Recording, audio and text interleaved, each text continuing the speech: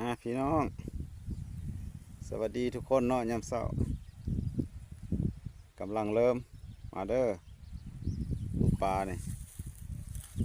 น้องน้อยๆอยู่หน้านี่เด้อพอได้กินครับเที่ยงนี่โลละ20,000บ่หลายเนาะใครอยู่ใกล้ก็มาอุดหนุนนำเลยเนาะกำลังเริ่มนี่จะน้อยกินสตาร์ทเครื่องโลละ20,000พี่น้องอุดหนุนกันเนาะปลาเนี่ยจะน้อยปลาเลี้ยงปลาธรรมชาติก็มีเนาะปลาคอปลาเค็งปลาดุกเห็นบอกมันขึ้นนี่ปลามันขึ้นเนาะจะน้อยพอกันเนาะพี่น้องมันแล้วเราจึงพอกันอีกเนาะพี่น้องเริ่มแล้ววันนี้เริ่มเหน่งตีงแล้ววันนี้หลังจากผ่านไป10 นาทีเริ่มมีอาการแล้วในหน้าน้ำเนาะเริ่มเห็นปูเห็นปลาแล่นบูดว่าดูเดี๋ยวนี้เนาะโมโดนเนาะการรอคอยนะฮะก็จะได้เห็นตอนนี้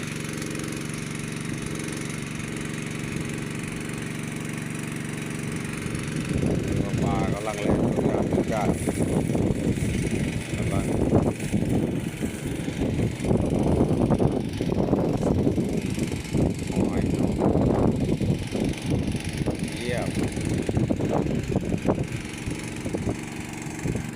คือว่านี่เป็นหนอ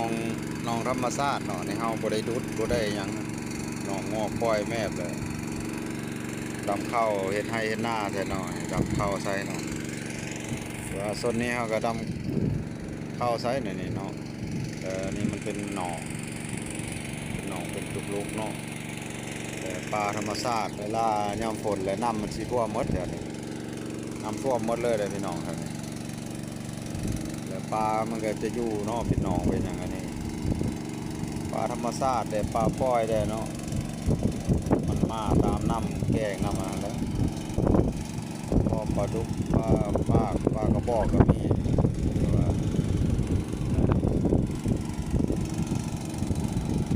ปลาเลี้ยงก็มีมันมาตามน้ำมาแล้วเนาะหรือว่า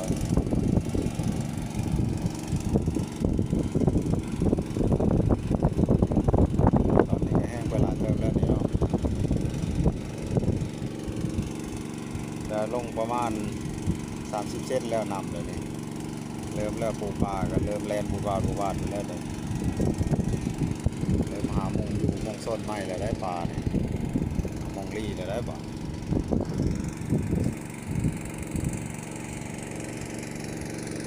เริ่มเห็นหลังเห็นขี้มาแล้วได้ปลากันแล้วเล่นจดจาด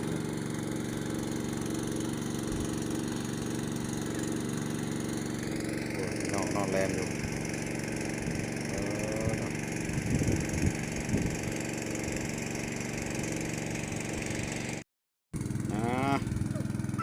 ผ่านไปอีก20 นาที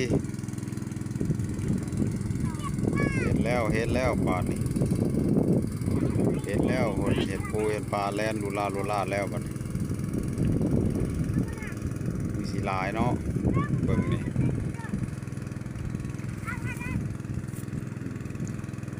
พอโซลายปลาธรรมชาติเนาะเป็นปลาเค็งปลาพอปลาดุก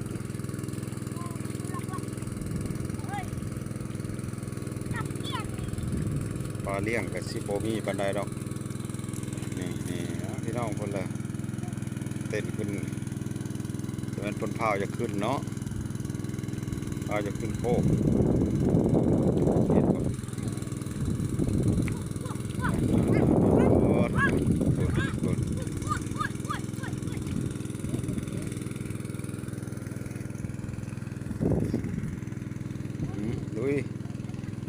ปลายังสูเด้ในตีนเด้ในหอยตีนเห็นบ่หันเด้สิเจียบแล้วปลาเด้พี่โก้มันห่างปลาว่าหันแม่นบ่ห่างปลานี่ปลาคอละหันเด้เห็นบ่นี่โอ้เขาใหญ่ปลากระเฮาไรเมื่อกี้นี่เนาะ เอออย่าพากันพากันลงเด้อนะพุ่นเด้อฉะนั้นมันสิเข้าห้อยตีนเทเจ้าป่ากระปูเก็บเอากระปูกะเก็บเอาเก็บมาหมดแล้วหอยก็ได้เก็บมาหมดแกงกินเนี่ยแต่นายจะง้มมันแห้งก่อนเก็บมาแล้วเป็นกินแล้วแก้วมดได้เป็นกินนะน้องพ่นทางพ่นปืนขึ้นฟังแล้วพูดเห็นบ่พูดอยู่พูดแถวไม้พูดโลกทางไม้พูดไปเบิ้งพูดต้นไม้แป้นให้ได้ประคองปืนขึ้นนะไปเบิ้งดูพูดไม้แป้นให้เจ้าอยู่พูดไม้แป้นเห็นบ่ไม้แป้นแคมคันเด้ไม้แป้นเนี่ยย่างไปประคองเนี่ย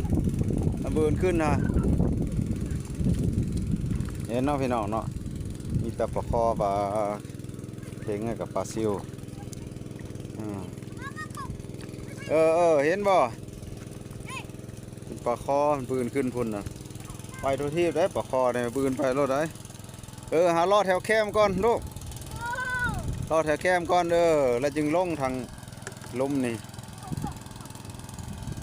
มันปืนขึ้นบนแล้วปลาคอปลาเก่งครับ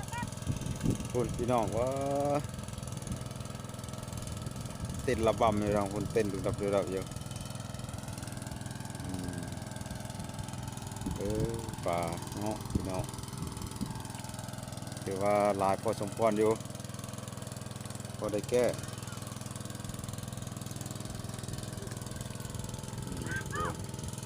ปลาปากครับพี่น้องดองไปพุ่นเด้อ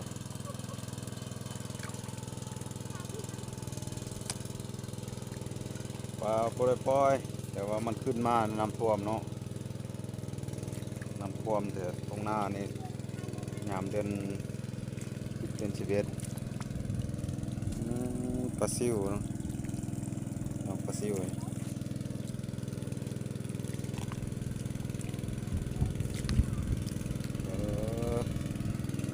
เริ่มเห็นหลังปลาแล้วได้บัดนี้พุ่นลูกลาดอยู่แล้วหลังปลา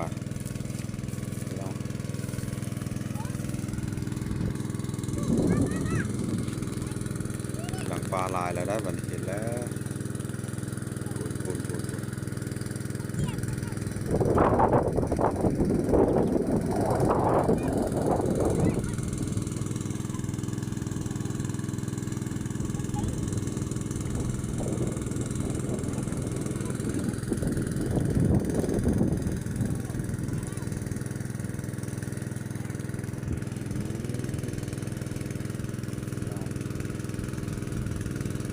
กำลังปลานี่ดอกขึ้นมาแล้วนี่น่า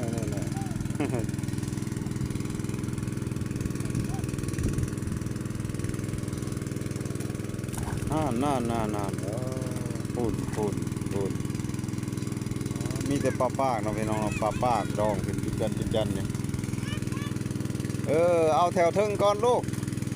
เอาแถวเทิงก่อนแถวปลาคอปลาไปสั่งกันมันปืนขึ้นนะปลาคอปลาเก่งฮะนำบกแล้วจึงเอาปลาลงมาแถวนี้ฮะเอาเก็บแถวเทิงก่อน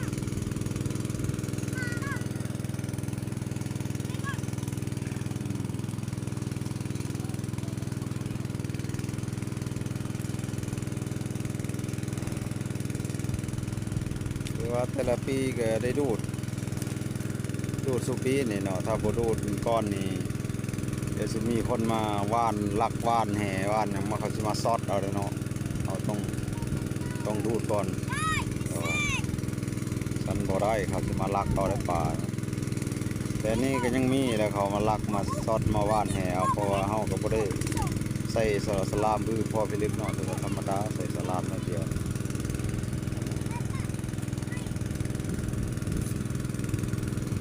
ยกคลิปตัวนี้ก่อนเนาะพี่น้องเดี๋ยวจึงนั้นพอกันอีกเนาะอีก10 นาทีเดี๋ยวเราจะมาถ่ายให้เบิ่งอีกเนาะตอนเก็บปลาเนาะแห้งแล้วพี่น้องแห้งแล้วบัดนี้มีแต่ปลาปากเนาะพี่น้องมีแต่ปลาปากอะปลาปากล้วนเลยเว้ย เก็บเอาเก็บเอาลูกเก็บเอา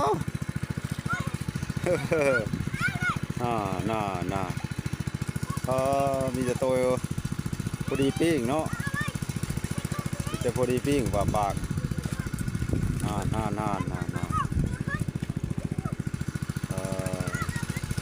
บัวลายเนาะตัวนี้จะว่าเรือเขาเอาไปจากนอกนี่น้องเนาะปลาเอาแต่ละปีนี่โอ้ได้40-50 โลอะไรอันนี้เลยว่าปีนี้บัได้หลายบัได้ปีนี้เนาะที่เรือเขาซ่อนเขาแล้วเอาไปจากเนาะ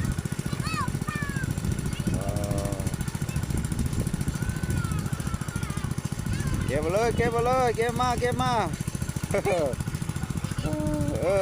ห่านเก็บมาใส่คุเก็บเลยไล่คุบเลยปุ๊บ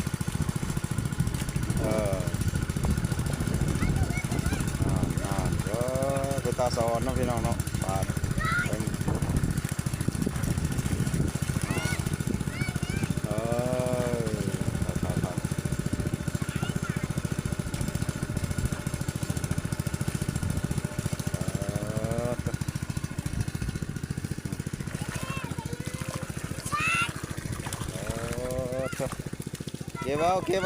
บเก็บเอาระวังปลาดุกเด้อปลาดุกปังมือเด้อนี่พี่น้องได้แก่เนาะจองเข้ามาไปจะได้จักโลจักได้จองเข้ามาแกส่งให้เนาะตามลำดับแต่ใกล้หาไกลเนาะผู้ใดอยู่ใกล้กับบ่ได้คือว่าแล้วมันหมดผู้อยู่ใกล้เอาแล้วก็เพราะว่ากันเนาะจบคลิปนี้เพียงเท่านี้เนาะพี่น้องงมปลาก็วันนี้ไปกินพอกันใหม่อีกเนาะ